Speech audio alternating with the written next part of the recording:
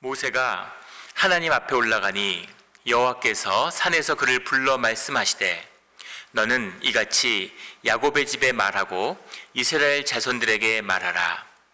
내가 애굽 사람에게 어떻게 행하였음과 내가 어떻게 독수리 날개로 너희를 업어 내게로 인도하였음을 너희가 보았느니라. 세계가 다 내게 속하였나니 너희가 내 말을 잘 듣고 내 언약을 지키면 너희는 모든 민족 중에서 내 소유가 되겠고 너희가 내게 대하여 제사장 나라가 되며 거룩한 백성이 되리라. 너는 이 말을 이스라엘 자손에게 전할지니라. 모세가 내려와서 백성들의 장로들을 불러 여호와께서 자기에게 명령하신 그 모든 말씀을 그들 앞에 진술하니 백성이 일제히 응답하여 이르되 여호와께서 명령하신 대로 우리가 다 행하리이다. 모세가 백성의 말을 여호와께 전하매 여호와께서 모세에게 이르시되 내가 빽빽한 구름 가운데서 내게 임함은 내가 너와 말하는 것을 백성들이 듣게 하며 또한 너를 영영히 믿게 하려 함이니라. 모세가 백성의 말을 여호와께 아뢰었으므로 여호와께서 모세에게 이르시되 너는 백성에게로 가서 오늘과 내일 그들을 성결하게 하며 그들에게 옷을 빨게 하고 준비하게 하여 셋째 날을 기다리게 하라. 이는 셋째 날에 나 여호와가 온 백성의 목전에서 시내산에 강림할 것임이니 너는 백성을 위하여 주의 경계를 정하고 이르기를 너희는 삼가 산에 오르거나 그 경계를 침범하지 말지니 산을 침범하는 자는 반드시 죽임을 당할 것이라. 아멘.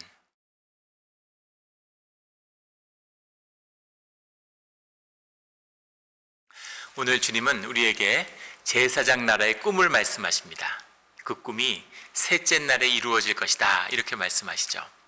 제사장 나라는 무엇이고 셋째 날의 의미는 무엇일까요? 주님의 나라는 우리는 어떻게 함께 할 수 있는 것입니까? 오늘 말씀에 통해서 왕같은 제사장으로 부름받은 우리의 소명을 확인하는 그런 귀한 시간이 되기를 주의 이름으로 축원합니다. 오늘 본문 말씀 19장 3절부터의 말씀은 이렇게 시작됩니다.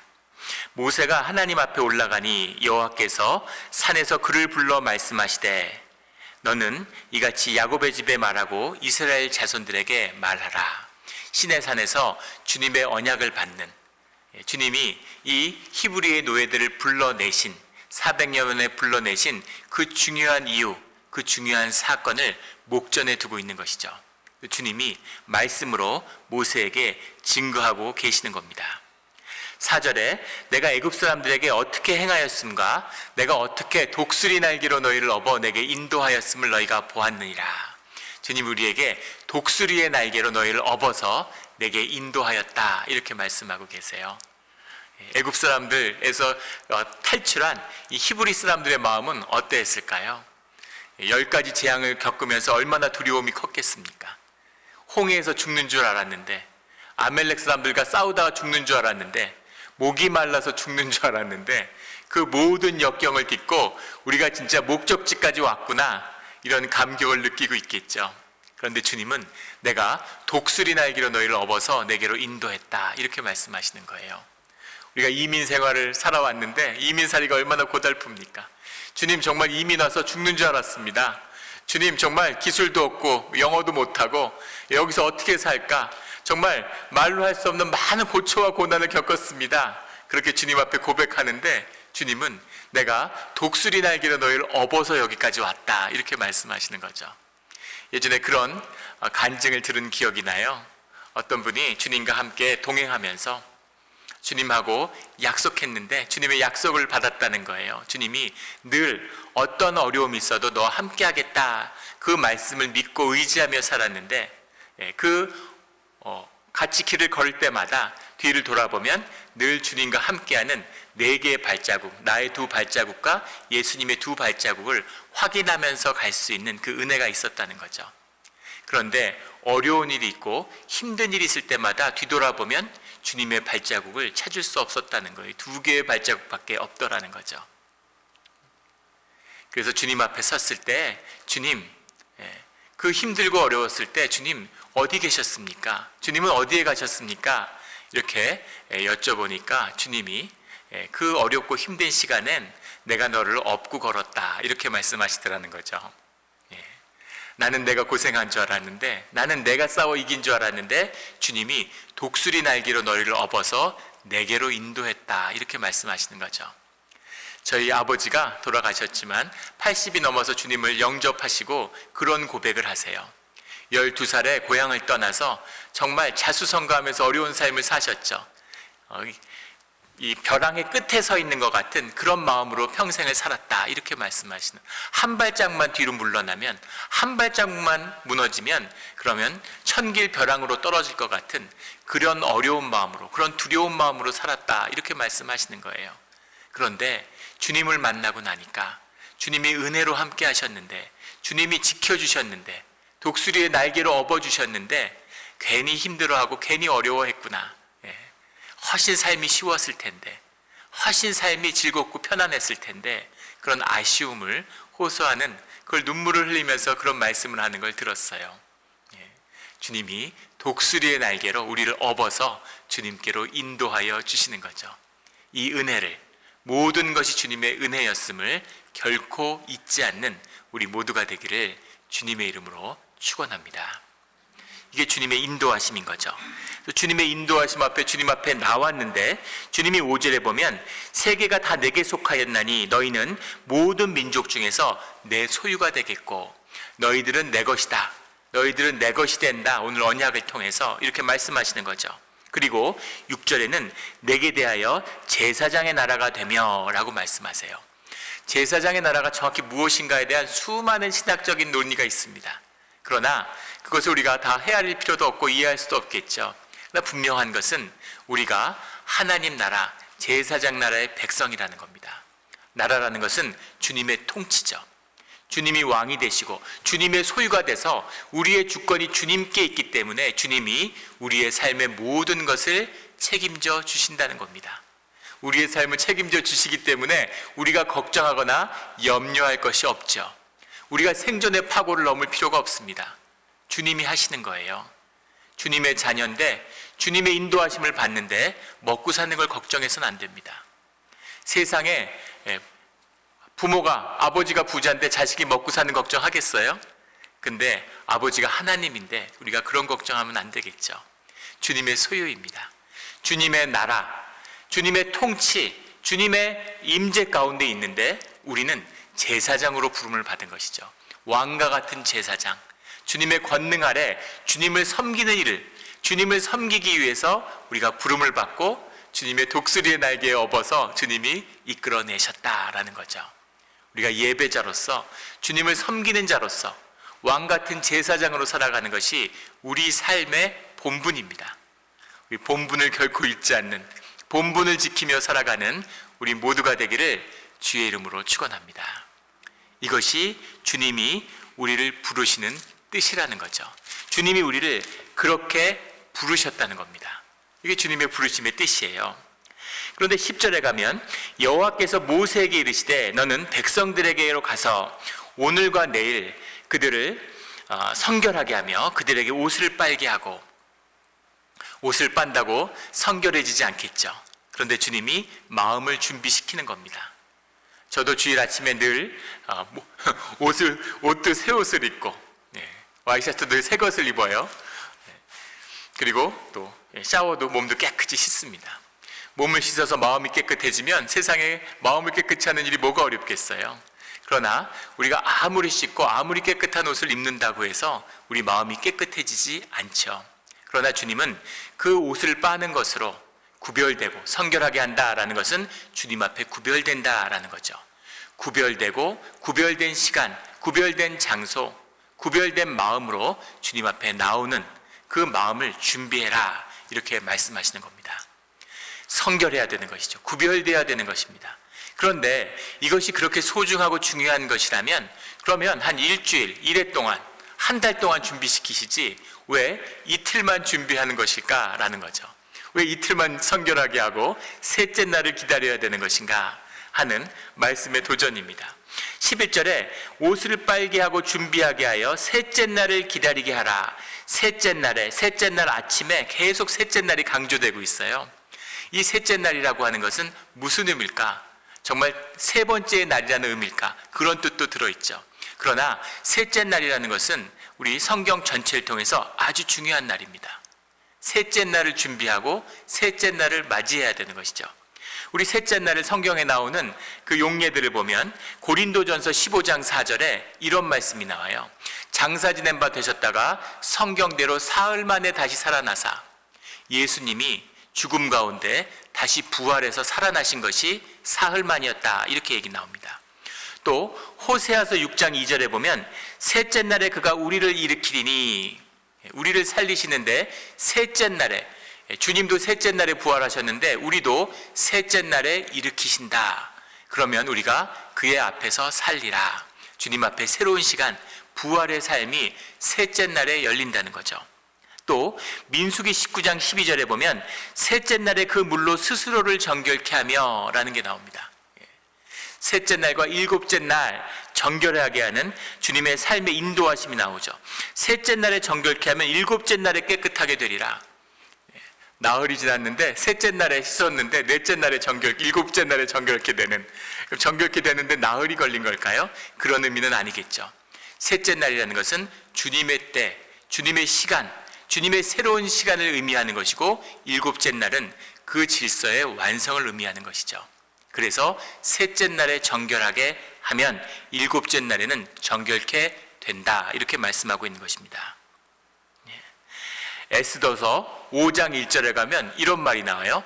제3일에 에스더가 왕후의 예복을 입고 왕궁한 뜰 곧 어전 맞은편에 서니, 에스더가 자기 동족을 구하기 위해서 목숨을 걸고 왕을 만나러 가는 그 시간, 그것을 준비하는 날이 제3일이었다는 거죠. 제3일에 왕후의 예복을 입고 전혀 새로운 시간, 전혀 새로운 질서가 열리는 날이 바로 제3일이다라는 겁니다. 요한복음 2장 1절에 보면 예수님의, 우리가 잘 아는 가나안의 혼례잔치, 갈릴리 가나에 혼례가 있어 사흘째 되던 날, 뜬금없이 뭐로부터 사흘째가 되는 날일까? 사흘째가 되는 날, 바로 이 날은 예수님의 공생애가 이 땅에서 시작되는 날입니다. 그 전에 30년의 세월이 있었지만 그것과 완전히 구별되는 주님의 새로운 시간이 시작되는 날이 사흘째, 셋째 날인 것이죠. 그래서 우리는 셋째 날을 기다려야 하고 셋째 날을 준비해야 되는 것이죠. 그런데 이 시내산 앞에서 만나게 되는 이 셋째 날은 더 특별해요. 이것은 그 전과 비교할 수 없는 그런 전무후무한 그런 날입니다. 이 날의 의미는 무엇이냐면 이 날은 바로 오순절의 날이 되기 때문이죠. 오순절의 시작이에요. 이것을 셋째 날, 우리 19장 본절의 본문에 보면 3개월이 되던 날 이렇게 시작하는데, 3개월이 되던 날이라는 것은 유대의 종교역으로 시반월이라고 그러죠. 3월이 시작되는 날이라는 말입니다. 3월이 시작되는 날이에요. 3월이 시작되는데 1월 14일 날 니산원, 아비벌, 종교력, 4월 중순이죠. 1월 14일 날 애굽을 떠났습니다. 6월절을 기념하고 떠났죠. 그런데 그리고서는 1월 한 달이 30일까지 있고 1월에 30일까지를 날수를 계산해 보면 17일이에요. 그리고 2월이 30일까지 있습니다. 니신월이라고 그러죠. 2월이 30일까지 있기 때문에 그걸 더하면 47일이 되죠. 그리고 셋째 달 시반월이 돼서 12월, 다음에 시반월이 돼서 시반월에 들어와서 이제 사흘이 지난 거죠. 전혀 얼굴에 감흥이 없으세요? 17 플러스 30 플러스 3입니다. 그래서 49일째 되는 날 말씀을 받고 50일째 되는 날 선포하셨죠. 그래서 오순절의 의미, 유대인들은 오순절 그러면 완전히 세상이 뒤집혀서 전혀 다른 세상이 열리는 것, 이게 오순절의 의미입니다. 노아가 배를 타고 떠놀다가 육지를 발견하게 되는 것이 딱 계산해 보면 50일째입니다. 그리고 우리가 너무나 잘 아는 예수님의 성령을 받은 때가 바로 오순절의 사건이죠. 전혀 새로운 시간이 시작되는 사건이에요. 유월절 후에 무교절을 지낸 다음에 안식 후 첫날 초실절의 시작이 예수님의 부활의 사건의 첫날이죠. 첫 부활의 열매가 되시는 예수님, 초실절의 열매가 예수님의 부활이다, 예수님의 생명이다 라는 뜻이 들어있습니다. 그 초실절로부터 해서 칠칠절이라고 그러죠. 초실절날 첫 보리의 수확을 가져오는 거예요. 그런데 팔레스타인 지역이 이 지중해성 기후, 우리 캘리포니아하고 비슷하다는 거죠. 지역마다 기후가 완연히 달라서 우리 몬트레이하고 우리 내부 한번 생각해 보세요. 완전히 기후가 다르잖아요. 그래서 보리의 수확이 7일마다 전혀 다른 곳에서 나오는 거죠. 7번의 보리 수확을 하고 나서 7.7절의 마지막 날이 되는 날 보리 수확의 마지막이 끝나는 거예요. 보리 수확의 마지막이 끝나는 7.7절에 밀 수확의 첫 번째 수확이 주님에게 드려지는 겁니다. 보리를 다 거뒀고 이제는 주식이 되는 밀의 풍성함을 시작하는, 주님의 풍성함, 보리의 수확 위에 밀의 수확을 더하시는 주님의 은혜죠. 그 은혜의 사건을 경험하고 50일, 그 50일이 되는 때에 오순절의 기쁨을 주님 앞에 고백하는 겁니다. 그날 예수님이 부활하신 그 주님의 보혜사 성령을 우리에게 보내주셨죠. 그래서 완전히 새로운, 전혀 다른 주님의 인도하시는 역사가 우리 앞에 열리는 것이죠. 그래서 오순절을 흐르는 중심의 사상은 무엇이냐면 생명의 양식에 대한 말씀입니다. 너희가 무엇을 먹고 사느냐라는 거죠. 너희가 보리를 먹고 사느냐, 밀을 먹고 사느냐. 주님의 성령이 주시는 말씀을 먹고 살아야 되는 것이 주님의 백성, 제사장의 나라, 왕 같은 제사장, 주님의 소유가 되는 백성의 비밀이다라는 그 말씀의 뜻이 이 시내산에서 처음 맞이하는 오순절의 뜻이죠. 그래서 이 셋째 날이라는 것은 너무나 소중한 날이고 주님의 뜻이 함께하는 날이에요. 이제부터는 완전히 새로운 날입니다. 똑같이 만나 먹고 똑같이 광야를 걷지만 이 시내산의 오순절을 지난 다음부터는 주님과의 관계가 변화했기 때문에 내게 주님이 누구이시고 내가 주님께 누구인가에 대한 나의 정체성이 변화되었기 때문에 완전히 새로운 세월, 새로운 시간, 새로운 인생이 시작되는 겁니다. 우리의 사순절이 이렇게 돼야 돼요. 사순절 지났다고 직업이 바뀝니까? 집이 바뀝니까?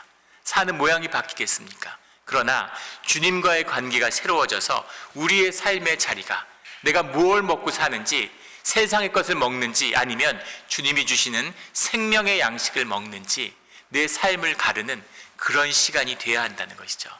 이것이 주님이 독수리의 날개에 업어서 우리를 시내산에 인도해 주신 그 참된 뜻이다. 주님이 이렇게 말씀하고 있는 것입니다. 우리 주님 안에서 생명의 양식을 먹고 주님의 나라를 살아가는 주님의 백성이 되는 우리 모두가 되기를 주의 이름으로 축원합니다. 그 일이 있은 다음에 그것을 말씀하시는데 12절에 뭐라고 말씀하시냐면 너희는 백성을 위하여 주의 경계를 정하고 이르기를 너희는 삼가 산에 오르거나 그 경계를 침범하지 말지니 산을 침범하는 자는 반드시 죽임을 당할 것이라 이렇게 말씀하세요. 주님의 임재가 있는 곳, 주님의 나라, 주님의 왕국이죠. 주님이 계시고 주님이 통치하는 것이 주님의 나라입니다. 그런데 그것이 천국이죠. 그런데 거기에 침범하는 자들은 반드시 죽임을 당한다. 경계를 세우고 아무도 그 안에 들어오지 못한다라는 거죠. 주님 앞에 나가면 죽는 것입니다. 우리 주중에 나누었던 본문 가운데 우리 지금 제사에 대한, 성전 제사에 대한 걸 나눴죠. 대제사장이 황금 방울을 옷깃에 달잖아요. 방울이 딸랑딸랑 하는 거죠. 대제사장 혼자 속죄제를 위해서 안으로 들어갔는데, 그런데 그 방울 소리가 들리고 있으면 보이진 않지만 성막 안에 그 휘장 안에 가려져 있으니까 보이지 않지만 살아있구나. 그리고 만약에 소리가 안 들리면 주님 앞에 나갔는데 온전한 속죄를 받지 못해서 죽었구나.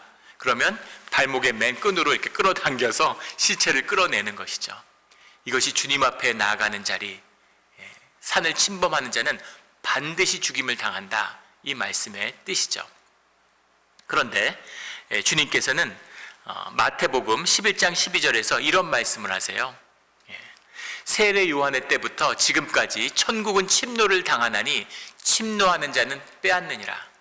성경 전체에서 가장 논란이 많은 말씀 가운데 하나인 것 같아요. 수많은 주석과 수많은 해석이 있습니다. 분명한 것은 주님은 천국은 침노를 당하나니, 천국이 침노를 당한다. 주님의 나라가, 주님이 임재하시는 땅이 침노를 당하나니 세례 요한의 때부터 침노하는 자는 빼앗느니라. 침노하라는 말씀인가요? 하지 말라는 말씀인가요? 산을 침범하는 자는, 침노하는 자는 반드시 죽임을 당하는데, 천국은 침노를 당하는데 침노하는 자는 빼앗느니라. 천국은 침노하는 자의 것이다. 이런 말씀이죠. 침노해야 되나요? 말아야 되나요? 이 침노의 의미가 무엇입니까? 침노하는 자, 영어 성경을 찾아보니까 violent man 이렇게 돼 있어요. 침노하는 자, 왜 침노하는 자일까요? 왜 침노할까요? 침노하는 자의 뜻은 하나입니다. 자격이 없는 자죠. 왕국에 들어갈 수 없으니까, 왕국에 초대받지 못했기 때문에 왕국에 들어갈 자격이 없는 자가 들어가는 것이죠. 그런데 그 자에게 천국이 열리고 천국이 그의 것이 된다는 것입니다. 세례 요한의 때부터. 이것이 예수 그리스도의 은혜죠. 십자가의 보혈의 은혜입니다. 천국은 침범할 수 없는 곳이에요. 주님의 임재 앞에 나가면 죽는 것입니다. 그런데 예수 그리스도의 보혈의 피가, 그 은혜가 하나님과 우리의 관계를 오순절을 통해서 완전히 바꾸어 주신 거죠. 그래서 우리가 자격이 안 되는데, 우리가 초대받지 못했는데 천국에 들어갈 수 있는 것이죠.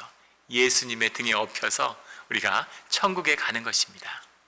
독수리의 날개처럼 우리를 업어서 천국으로 인도하여 주시는 거죠. 이 은혜가 주님이 우리를 인도하시는 은혜예요.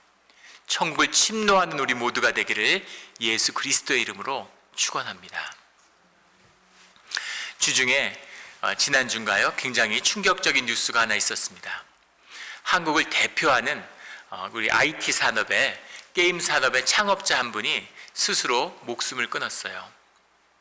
그분을 직접은 모르지만 제 친구도 IT 업계에서 사업을 오랫동안 한 친구가 있어서 그 돌아가신 분의 또 학교 후배이기도 하고 그 얘기를 많이 들었습니다. 그런데 그 업계에서는, 게임 업계에서는 거의 전설적인 신화적인 인물이라고 그래요. 한국 게임 업계를 세계적으로 만들고, 또 일본에서도 그 산업의 영향력이 한국보다 오히려 더 큰 그런 세계적인 사업가였다는 겁니다. 그런데 아이들도 어린데 재산이 25조래요. 600만 원을 들고 친구 둘하고 대학원을 그만들고 창업했는데 한 25년 만에 그것을 25조로 불렸답니다. 25조가 있으면 어떤 걸까? 25조가 있으면 어떤 느낌일까요? 25조 원이 있으면 자산소득이 하루에 2밀리언씩 발생한답니다. 원금이 줄지 않는데 원금에서 하루에 2밀리언이 생긴대요. 하루에 200불만 생기면 얼마나 좋을까요? 하루에 200불씩만 있어도 삶이 풍요로울 것 같은데 하루에 2밀리언씩 생기면 어떻게 되는 건가, 이런 생각이 들었어요. 그런데 25조라는 그 자산을 두고서 스스로 유명을 달리했다는 거죠. 그 깊은 것은 알 수 없겠지만 분명한 것은 사는 것이 죽는 것보다 더 고통스러웠기 때문인 거죠. 우울증을 앓았다는 겁니다. 마음의 병이 있었던 거죠. 좋은 의사를 안 만나봤겠습니까? 좋은 약을 안 먹었겠습니까? 안 해본 게 뭐가 있겠어요? 그런데 마음의 병을 결코 고칠 수 없었던 것이죠. 우리 인간의 수많은 문제가 있겠지만 우리 삶의 문제를 집약하면 문제는 크게 두 가지입니다. 하나는 삶과 죽음을 분별하지 못한다는 것이죠. 죽음은 끝이 아니에요. 우리의 생명은 죽지 않습니다. 죽음은 또 다른 삶의 시작일 뿐이죠. 죽음으로, 육신의 죽음으로 삶을 마감할 수만 있다면 삶을 마감하고 싶은 사람이 얼마나 많겠습니까? 그러나 고통과 고난 가운데서도 그 생명의 일을 알기 때문에, 살아야 하는 이유가 있기 때문에 그 삶을 거둘 수 없는 것이죠. 삶의 문제는 거두어지지 않습니다. 또 하나 중요한 것은 삶의 모든 고통은 내 것과 나를 구분하지 못하는 데서 와요. 내 것을 난 줄 아는 겁니다. 내가 가진 게 난 줄 알아요. 내 경험, 내가 가진 것, 내 학력, 내 인생, 내 성공, 내 소유, 그거를 나와 착각하는 것이죠. 그래서 나의 것을 산처럼 쌓아 올렸는데 그것이 내 삶을 짓누르고 고통스럽게 하는 것입니다. 내 것은 내가 아니에요. 내 것은 나와 하나가 아닙니다. 이것이 하나인 것처럼 속이는 내 에고가 내 삶을 병들고 내 삶을 파괴하는 것이죠. 그러니까 중직 훈련을 통해서 기도를 배우고 있습니다. 기도를 통해서 우리가 만나야 하는 진실은 내 것과 나를 구별하는 것이죠. 내 것을 다 떼어내면 그것과 아무 상관이 없는 참된 나, 진짜 나가 내 심령 가운데 있음을 만나게 됩니다. 세상의 어떤 것도 내게 상처 주거나 나를 어렵게 할 수 없어요. 내 심령 안에 내가 지켜질 수 있기 때문입니다. 그런데 그것을 어떻게 가능하게 할 수 있을까요?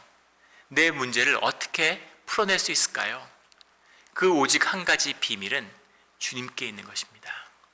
주님이 내 삶 가운데 그 중심에 자리 잡지 못하면, 내 삶 가운데 중심에 보이지 않는 성령이 세워지지 않으면, 그 성전 가운데 주님을 모시는 우리 삶의 예배가 바로 세워지지 않으면 삶에 아무런 문제도 아무런 질서도 회복될 수 없고 우리의 삶의 문제가 해결되지 않는다는 것입니다. 정직하게 진실하게 삶의 문제를 대면한다면, 그것을 위해 애썼다면 그 진실을 만나게 돼 있어요. 종교에 의지할 필요 없습니다. 진실의 문제예요. 그래서 우리가 삶의 한순간 십자가를 만나야만 되는 것이죠. 이것이 우리 삶의 큰 도전이고 숙제이고 우리가 이 땅에 와 있는 이유입니다. 스스로 목숨을 끊는 분들을 보면 얼마나 안타까운지 모릅니다. 그 귀한 생명을, 주님이 주신 생명을, 그 생명의 질서가 회복되어야 되는 거죠. 주님을 우리의 삶의 그 성전의 그 중심에 모시는 그 회복, 이것이 오늘 우리가 우리의 삶의 사순절 가운데 회복되어야 할 그런 중심이죠. 이 중심을 회복함으로 삶의 모든 질서가, 통치가 회복되는 우리 믿음의 자리가 되기를 예수 그리스도의 이름으로 축원합니다. 기도드리겠습니다.